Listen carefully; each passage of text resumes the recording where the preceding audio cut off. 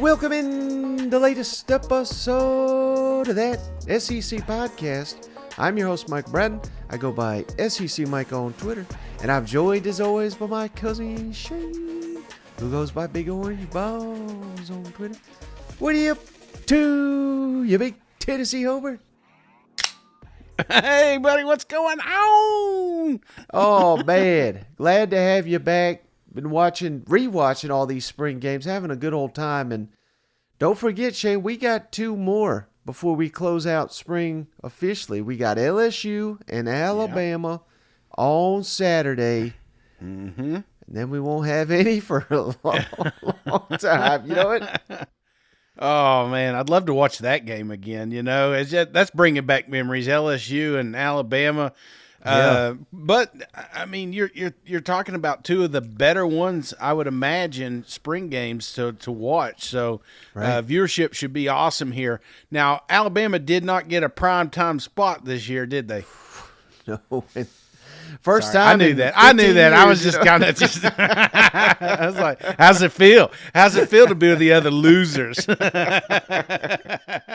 Yeah, I don't know why they do. I mean, hell, they should do a better job of all that, but it is what it is. The champs, they get their glory. Georgia gets it this year. They've earned it. Mm-hmm. Now we'll find out this fall who gets it next spring. You know what? Yeah, I like it, man. Yeah, so where can we watch these for those that are just listening? Yes, same deal. So you have to have cable subscriptions, and then you either log on to ESPN Plus if you have that service, or I don't even have that, Shane. But I have cables. I actually have YouTube TV, like a lot of people now. So you got to go to your ESPN app, put in your YouTube TV login, and then you can watch it on the SEC Network Plus. So that's going to be the same deal for LSU and Alabama. LSU, 2 o'clock Eastern, 1 o'clock Central. Alabama, 3 o'clock Eastern, 2 Central. So back-to-back here. Battle for the SEC West Spring Edition. You know what? Yeah, I love it, man. I love it. I love it. Catch it because it's the last football you're going to see for a while, Mike. Well, I thought it'd be fun, Shane. So we got 12 teams, obviously, in the SEC done with spring. Now that they're done, I got a question remaining for each of them. We're going to get to that in just a second. But we do have some comments from Nick Saban, Shane, leading up to the A-Day spring game here. A lot of talk about the quarterbacks down there in Tuscaloosa, Shane. And, you know, there's some rumblings. I don't know legitimate or not, but some rumblings that they may not be exactly thrilled with their quarterbacks. And again, that's not to say they're bad players, but you got to remember what the standard is. They don't care about SEC West titles.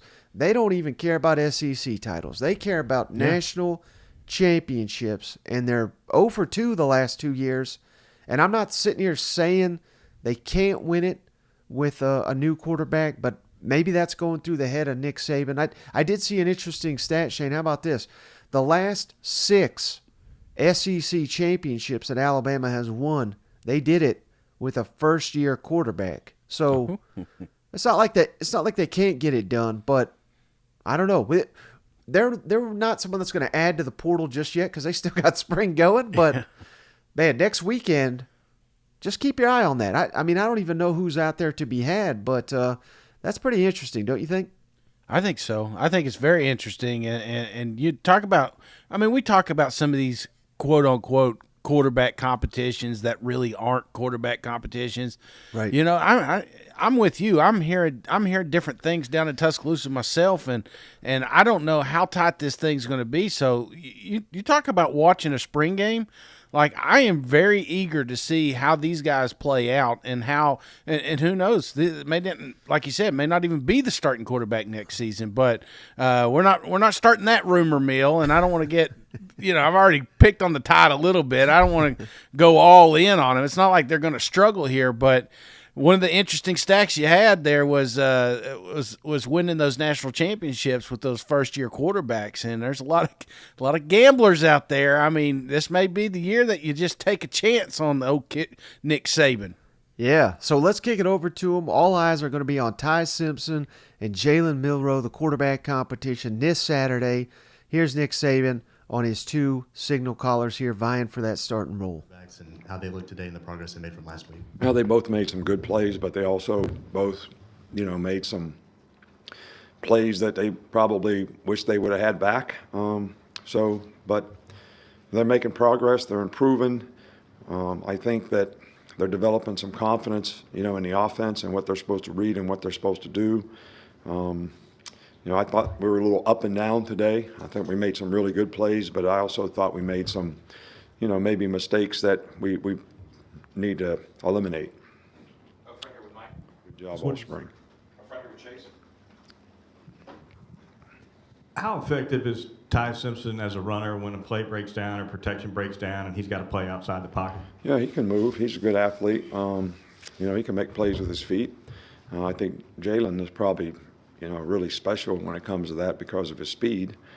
But, Ty does it fairly well. He's a good athlete. He can run. He ran the ball, a lot in high school. So it's tough, and he makes pretty good decisions when he's running the ball. So I think, one of the things when it comes to situations like players have to understand, is this a good time to run or not? Like we did some 2-minute today, and guys are running where it would be better off if they throw the ball away because we're just wasting time, really. So I think situationally, we can probably do a little bit better job of making decisions of when we use our feet to make plays and, when it's better to give up on the play and have another chance to make a play the next play, especially, like in 2-minute situations.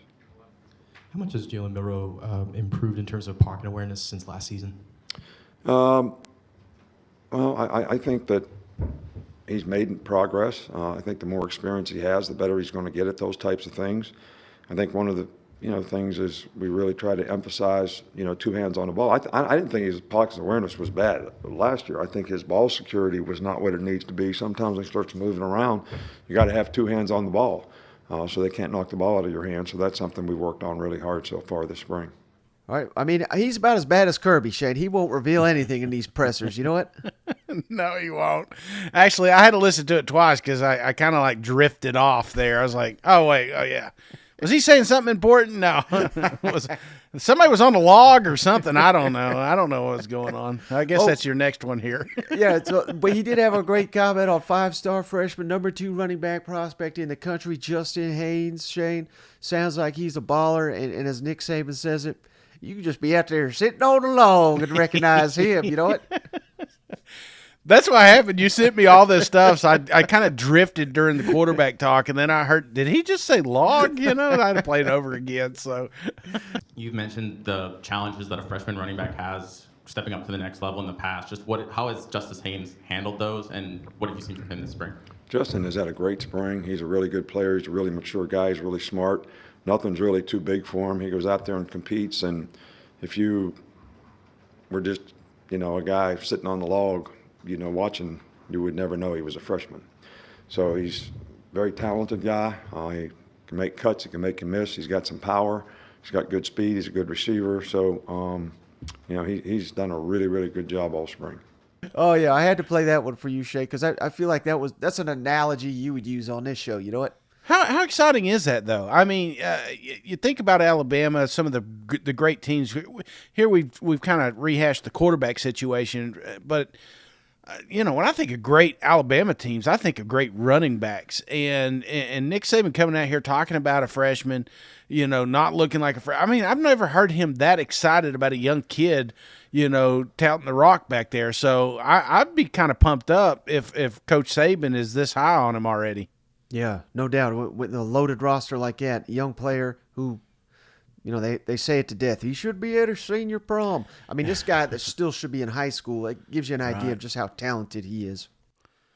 But all right, Shane, so like I said, we got 12 teams done with spring. Transfer portal is running rampant right now. I don't know that all these teams are going to find answers here. Their answers may be on the roster already. I don't know. But just 12 little things here, Shane, that I still have question marks for each SEC team that have concluded spring practice.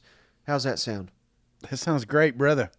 All right, so I'm going to start with Auburn, Shane, because they were the first one to get done here. Well, technically Missouri, I guess. We'll get to them in just a second. But Auburn, and also I stayed away from quarterbacks because we can go quarterback on about half these teams. So that's a little too easy. I'm going for Auburn receivers, Shane. They only had one receiver that had over 315 receiving yards last season. They only had 3 receivers that had over 150 yards. Now, that doesn't count the running backs. I'm not counting them because they're still running backs. But, man, they need help on the edge. And Hugh Freeze has said they want 8 guys out here to be in this offense. And I don't know if they got 7 that they can count on. Well, Mike, I think when Hugh Freeze took this job, the first thing you thought of was quarterback and wide receivers. You know, I don't know if that's what you thought, but that's exactly where my mind went. So, you know, maybe are we going to see that step up? We're going to see some development here in one off season. I mean, you know, he's already kind of hinted at the portal. Is there some other guys floating around out there? So I'm very interested to see because Auburn has really struggled in the receiver department for quite some time. And, you know, to compete in the SEC, you got to have some dogs out there. So I'm kind of curious to see what they do when this window opens up again. Right. And it compounds itself when you don't have a quarterback and you don't have you're just good luck in the SEC West. You know what? Right. That's right. You better have a good punter. All right, how about Vanderbilt, Shane? Defensive backs for me, the biggest one. Defense has been, let's just call it what it is. It's been a train wreck under Clark Lee. Understandably, he had to rebuild the whole thing here. But we're starting to get pieces in the front 7. We got confidence in a lot of the offensive pieces. But Vanderbilt, one of the worst in the SEC pass defense last season. They've got some guys returning, so they've got some quality back here. I don't know about the depth, and I still think that Vanderbilt, that has got to be the biggest issue. When we had Chris Lee of Vandy Sports on last week, that's what he talked about as well. Defensive backs, I just don't know if they have any guys that are really true shutdown DBs back there. That remains a big question for me. Mike, and if you don't have those true DBs, you got to have a handful of okay ones, you know, the ones that you can keep shuffling in, and right. that's where Vanderbilt's really struggled, you know, late in the season, you know, with that competitive depth. So yeah, I'm right there with you, brother. And this is a department that gets exposed pretty easily, you know, and if you don't have a quarterback, which I think Swan is a hell of a QB, I think they're going to be all right on that side of the ball, but you're asking a lot out of him trying to keep up with some of these other high-scoring offenses that the Vanderbilt faces. Now, I talked about Mizzou, Shane. Let's get to them. And, you know, again, obviously quarterback is a question, but we're not going quarterback. Could potentially say offensive line. But, Shane, when I think of Drink, I know he gets touted as this quarterback, offensive mind guru type guy, but when I think of Missouri under him, and even going back to his 1 year at Appalachian State, he has utilized these running backs. I mean, right. Beatty tore it up his final year. Larry Roundtree was outstanding that first year under Drink, and that's not to discredit the 2 guys we got, Cody Schrader and Nathaniel Pete, both back, 1 and 2 leading rushers last year, but man, they were not to that level. So I think we need to add someone, or someone's got to emerge or something, because Missouri just was not the same without that running presence that we've seen, again, from the likes of Tyler Beatty, Larry Roundtree. I think Drink needs that guy to emerge to help the quarterback, whoever it is. I think that's a big missing piece of the puzzle for the Tigers. And a focal piece of his offense, you know. It seems like his offense always runs a little bit better when those guys are. And I think you hit the nail on the head here, because you go back to App State, that was one of the things that stood out to me when he came to the SEC was he was able to get some running back play. He was able to make no-names contenders again, and we saw that with Roundtree, like you said, and Beatty. It almost felt like who's the next man up, and then we had a little bit of a lull here, and that kind of surprised me. So somebody's got to step up here for this Mizzou offense to click like it needs to, brother. They got to have that running game going. Now, how about Kentucky, Shane? I think this is an easy one. Same issue that plagued them last season and really derailed their whole year, the offensive line. Yeah. Now, they've added guys, a stud left tackle from Northern Illinois, that they actually faced last year. So they got some early scouting on him. They added Tanner Bowles from Alabama. So, I mean, they've added nice pieces, but still hearing, a ways to go with that unit. They got the quarterback, they got the running back, they got the receivers. But in the SEC, none of that matters if you do not have the line of scrimmage. We need to bring this big blue wall back to Lexington. And if they do that, man, Kentucky is going to be maybe the biggest sleeper in the SEC this year. Yeah, I mean, it doesn't have to really be the big blue wall, maybe like the medium blue wall or something, to the, how about the fence? Big blue fence. Yeah, just something. Just keep your quarterback clean. That's all we want. Buy him some time. So, no, I think you're right. And, it feels like we're beating a dead horse when we talk about last year's Kentucky team. A lot of those problems stem from the offensive line, and it's something that they addressed aggressively. So I'm looking for an improvement on that side of the ball. But, again, we're talking depth here. You can't just have 5 guys. You got to have 7, 8 guys rotating here, or late in the season it's going to come up and bite you. Yep. All right. Same thing for Florida Gators, though, Shane. Now, again, I could easily say quarterback, but we're staying away from quarterback. I think it's that offensive line. Now, they had guys out in the spring game. That's a fair note to make, but they're losing 4 of 5 on the offensive line. 2 of those guys are going to be NFL players this time next year. 2 of them transferred to Southern Cal. They've added some guys via the portal that should step in, but one of those guys is already hurt, maybe lost for the season, and it was just a train wreck in that spring game. And given the uncertainty at quarterback, given, they have nice receivers, but I don't think it's anywhere near elite receivers. They really need an offensive line to develop here, and that is Billy Napier's bread and butter. And if they don't have that, this is going to be a train wreck season. Yeah, look at the big guys getting this. This segment's brought to you by DXL. Fat guys matter,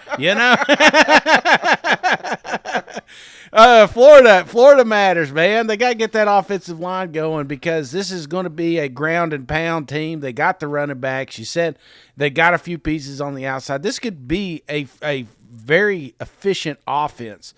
But if your offensive line is not getting the push that they need, then you're going to see exactly what we saw last year, and that is a quarterback running for his life. So Florida Gators, I think that is definitely if you're putting an asterisk by a team that needs improved, it's offensive line. Right. Well, I'll get away from the big guys. I'll go to the athletic guys here, Shane. Mississippi State, for me, it's defensive backs with 3 safeties gone, with Emmanuel Forbes, standout corner, maybe a first-round pick in the upcoming draft. That's a big question I got from Mississippi State. I know they signed the top in-state safety, Isaac Smith.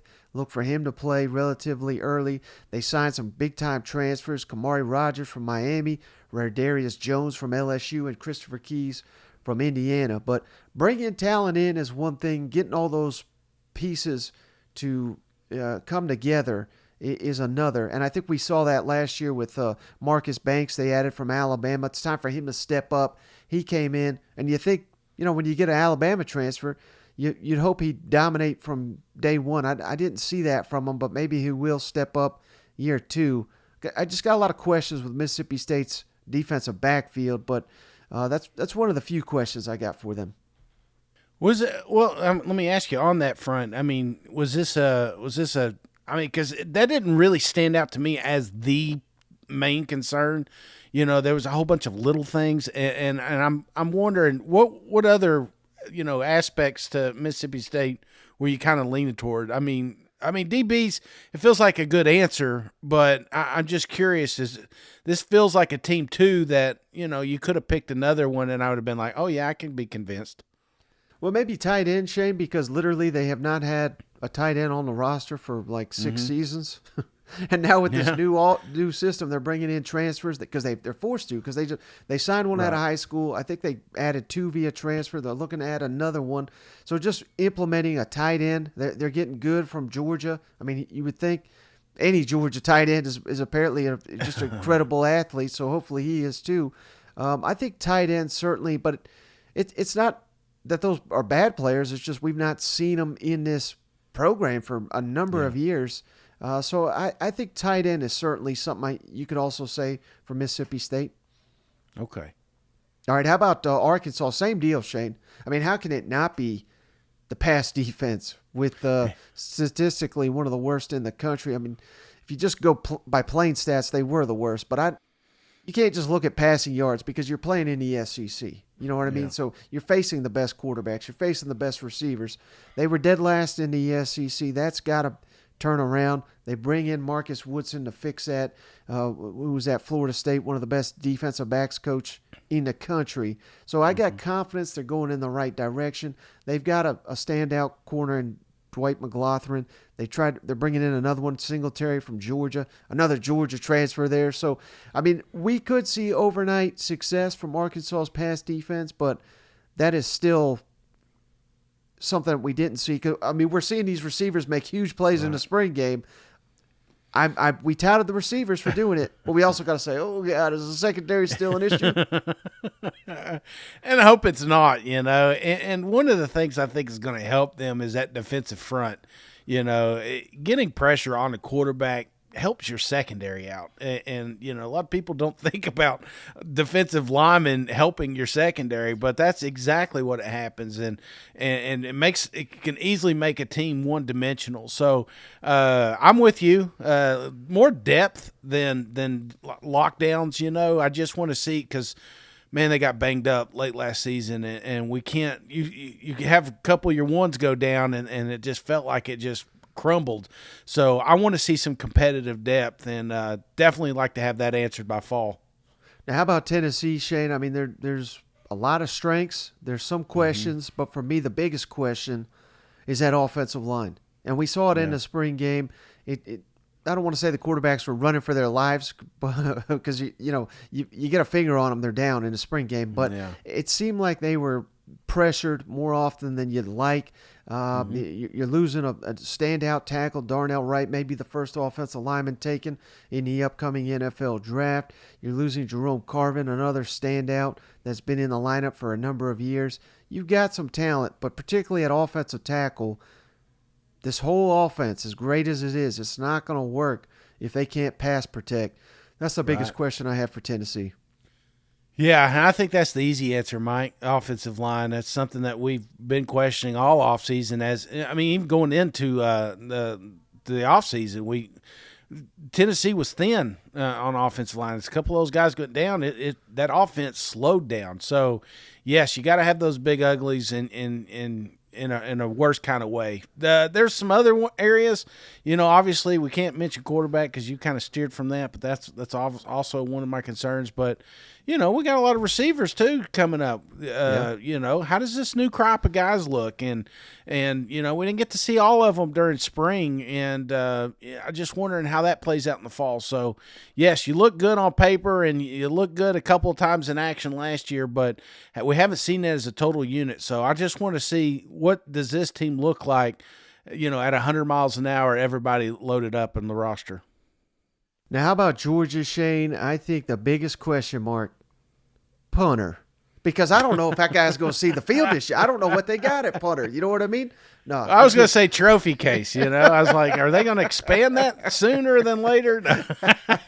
No, but seriously, I think potentially pass rush, Shane. Their pass rush numbers were not elite last year, but it didn't matter. So, and Kirby has said the outside linebacker spot, that's one of our youngest. They love the talent, but inexperienced across the board. Again, we'll be sitting here. Is this going to cost them any games? Probably not, but you'd love to see some of these demons off the edge. I'm sure they will emerge, but I don't know who the go-to outside linebacker pass rushers are for Georgia with Nolan Smith off to the NFL. So that's, again, it's not much of a question, but it's who's going to get 12 sacks this year? I don't know who that is at this point in time. I don't either, but they probably will find them, and that's one of those things you keep saying, reload, not rebuild. And that's one thing that they've been able to do. But, finding that X factor on the defensive front is easier said than done. So, yeah, I'm right there with you, Mike. We need to have a dude. a dude that everyone's afraid of, a dude that everyone gets double teamed, so that's the guy that chews up those blocks that allows somebody in the secondary to run around free. So, who's that dude? And now for Ole Miss, Shane, for me, it's defensive line because we are transitioning to a 4-man front. That's what the fans wanted to see. That's what Lane wants to see. So we need more linemen here. We've got some quality bodies, but, man, they have not held up against the run. I'm still seeing Rocket Sanders go for about nearly 300 yards on them late November. I mean, it was just a train wreck on that side of the ball. Defensive line has got to improve if Ole Miss is going to take that next step. Yeah, I'm with you. And that's been kind of the theme. That's what they've all been talking about is there's improvement on that side of the ball. And, obviously the spring was a little bit skewed because Lane wanted to pad those offensive numbers. But when it the lights come on in fall, man, we've got to have some dudes on that side of the ball. So that's the one. That's my biggest area of concern as well. Mm-hmm. Now for Texas A&M, this is interesting, Shane. A&M doesn't have a lot of question marks. They really don't. I think the defensive line is going to be nasty. I think they may have the best secondary in the SEC this year. Mm-hmm. But I don't trust the depth at linebacker. Now they've got some experience there. Edgerrin Cooper, Chris Russell, 2 great players. Martrell Harris has got some experience. But I just named the 3 guys they got that have basically seen the field at the linebacker position. So, I mean, this is the SEC West, man. You got to have more than 3 linebackers. I don't care how good your D-line and secondary is. So, I think that's kind of the biggest question mark I have for the Aggies. They need to add some pieces via the transfer portal. They got room. I would expect them to add multiple linebackers. Yeah, no, I could get that. I've also. Offensive line. Now, I know they got the names, they got the stars. Hell, they did last year. And it felt like that was a unit that just never really got it together. And, we can't have Connor Wigman or Max Johnson. We can't have these guys running for their lives. We got to have plenty of time back there in the pocket. We got to have an established run game. And that all starts with them big uglies up front. The what do they call them? The Goon Squad or something like that. The Maroon Goons. Yeah, bring them back. So that's what I want to see. I want to see these Texas A&M Aggies just get ugly. You're in the SEC, man. Fire it up. Be big. Be ugly. Make some noise up front. And it starts with the offensive line. Shane just wants this whole list to be offensive line. Keep going, baby. Keep going. So last but not least, South Carolina. Offensive line. Well, we joke, but seriously, that could be an issue, Shane. And on a serious note here, this is according to J.C. Sherbert, friend of the show, owner of the Big Spur. He's reporting bad news, Shane. Our left tackle, Jalen Nichols, who got banged up in the spring game, sounds like he may be out for the year. And this is our best lineman here, left tackle, blindside protector for Spencer Rattler.